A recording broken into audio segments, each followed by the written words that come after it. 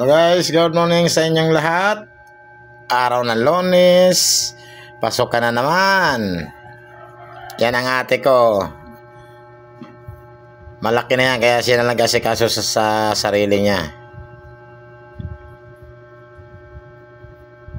Malapit na maging dalaga yan, kaya kailangan niya mag-asikaso sa sarili niya mag-isa. Hindi yan pwede paliguan kay malaki na yan eh. Hindi na yung baby. Dalaga na yan.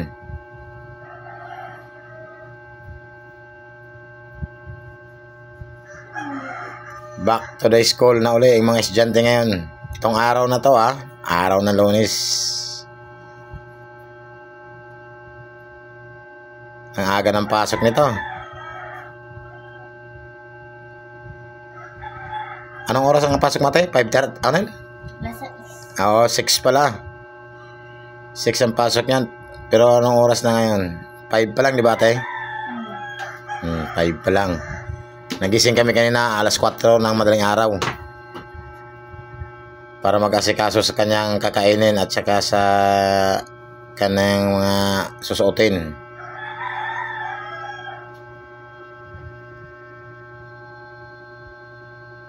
Yung nanay mo na maghahatid niyan kasi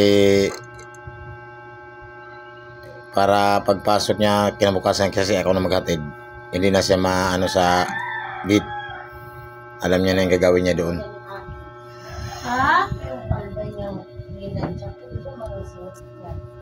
Ay ba? Yung Alan ba? Anak-anak. Ayan yung aming munting tahanan guys. So, hindi pa kompleto ang pagkaayos. Kulang-kulang pa. Ito yung in-order niya nga palang tabler. Ang tawag dito? Tabler bang tawag dito? Yan bago. In-order niya sa TikTok. Tsaka yung bag niya. In-order sa TikTok. Pati yung mga notebook niya sa panggamit pang school. Puro sa TikTok yan guys. Thank you for watching guys sa inyong lahat. Back to the school ulit.